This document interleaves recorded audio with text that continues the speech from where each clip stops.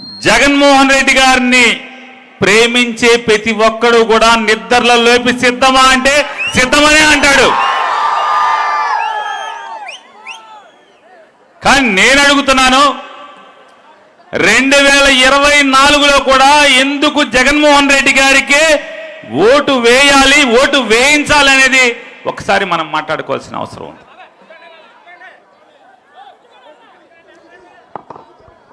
ఇవాళ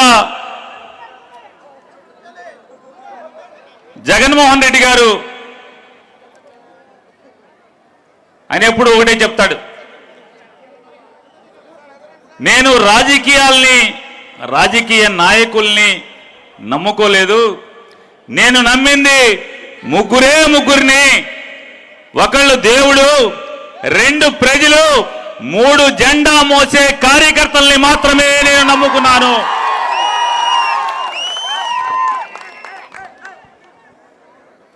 కొత్తలో చాలా మందికి ఏంట్రా ఇది, నేను ఎమ్మెల్యేని, మాజీ ఎమ్మెల్యేని, మున్సిపల్ చైర్మన్ని, ఎంపీని, మాజీ ఎమ్మెల్యేని, మమ్మల్ని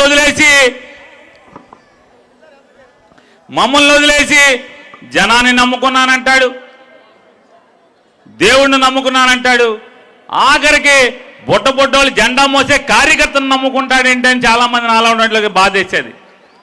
కానీ రాజకీయాల్ని మారుస్తూ, రాష్ట్ర రాజకీయాల్ని మారుస్తూ దేశంలోనే ఎక్కడా లేని విధంగా కార్యకర్తకి విలువిచ్చినోడు ఎవరన్నారంటే 100కి 100% అది జగన్మోహన్ రెడ్డి గారు. చంద్రబాబు నాయుడు, లోకేష్ ఇద్దరు మాట్లాడుతున్నారు. ఇది ఎక్కడా మనం చూడలేదండి, ఎమ్మెల్యేలకు ట్రాన్స్ఫర్లు అంట అని చెప్పని. ఎందుకు ఎమ్మెల్యేలకు ట్రాన్స్ఫర్లు? ప్రజల గుండెల్లో, కార్యకర్తల గుండెల్లో, ఇద్దరు గుండెల్లో 5 ఏళ్లలో ఎవరికి స్థానం లేకపోయినా కూడా కార్యకర్తలు మాకు వద్దు, జగనన్న మా ఎమ్మెల్యేని మార్చు అంటే అందరినీ కూడా మార్చుకుంటూ వచ్చాడా లేదా ఒక్కసారి మీరందరూ కూడా గుండెల మీద చేసి చెప్పండి.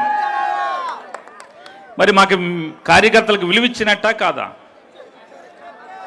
కానీ ఇవాళ మనం చూస్తున్నాం, చంద్రబాబు నాయుడు కొడుకు కలిసి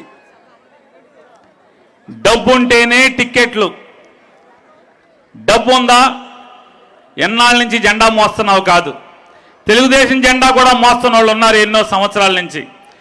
జెండా మోస్తున్నావా లెక్క కాదు, నీ దగ్గర ఎంత సంచిలో డబ్బు ఉంది, డబ్బున్నోడికి మాత్రమే చంద్రబాబు దగ్గర విలువ దొరుకుతుంది. ఇవాళ జగన్మోహన్ రెడ్డి గారు గడిచిన 5 సంవత్సరాల్లో 2,55,000 కోట్ల రూపాయల్ని నయా పైసా లంచం లేకుండా సరాసరి సామాన్యుల అకౌంట్లోకి డబ్బులు పంపిస్తే, ఒక 4 సంవత్సరాల క్రితం వరకు చంద్రబాబు నాయుడు కానీ, తెలుగుదేశంలో ఉన్నటువంటి చాలామంది డబ్బున్నోళ్ళు కానీ మాట్లాడుతూ వస్తున్నారు. జగన్మోహన్ రెడ్డి పేద మధ్యతరగతి వర్గాలకి పప్పు బెల్లాలు పంచినట్టుగా డబ్బులు పంచిపెడుతున్నాడు. ఇదా ప్రభుత్వం అంటే? డబ్బులు పంచిపెట్టమా పేదవాళ్ళకి ప్రభుత్వం అంటే? అభివృద్ధి కావాలని మాట్లాడుతూ వచ్చారు. ఓట్లు వచ్చేప్పటికీ ఇదే చంద్రబాబు నాయుడు, ఇదే దత్తపుత్రుడు కలిసి ఏం మాట్లాడుతున్నారు?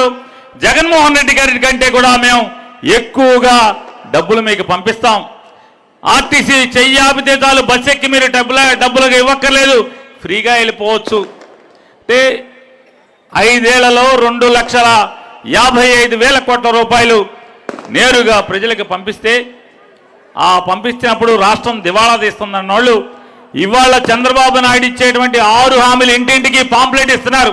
మీ ఇంటికి కూడా వచ్చి ఉంటుంది. తెలుగుదేశం పార్టీ కార్యకర్తలకు పాంప్లెట్ తీసుకొచ్చి 6 షూరిటీలని మాట్లాడుతున్నారు. 6 షూరిటీలు విలువ సుమారుగా 5 ఏళ్లలో వాళ్ళు ఖర్చు పెట్టాల్సినటువంటి డబ్బులు 10 లక్షల కోట్ల రూపాయలు. అంటే 2,55,000 కోట్లకే ఈ రకమైన పరిస్థితి వస్తే వీళ్ళు ఇచ్చే హామీలు నిజంగా అమలవుతాయా? 5 ఏళ్ల క్రితం కూడా Modi photo, Chandrababu photo, Pawan Kalyan photo వేసి కూడా మనకు ఒక హామీ పత్రాన్ని ఇంటింటికి ఇచ్చారు 2018, 19 మధ్యలో 19 ఎలక్షన్లకు ముందు. ఏ హామీ అయినా ఒక్కటన్నా 14లో ఇచ్చింది అమలు చేశారా? 2014 నుంచినటువంటి హామీలు ప్రతి ఇంటికి ఒక ఉద్యోగం ఇస్తా ఉన్నారు. ఇన్నాక భరత్రామ్ గారు చెప్పారు, బాబు వస్తే జాబ్ వస్తుంది అని చెప్పారు. ప్రతి ఇంటికి ఒక జాబ్ ఇస్తామని చెప్పారు. ఓట్లు వేసాం. ఈ రాష్ట్రంలో ఉన్నటువంటి ఆంధ్ర రాష్ట్ర ప్రజలందరూ కూడా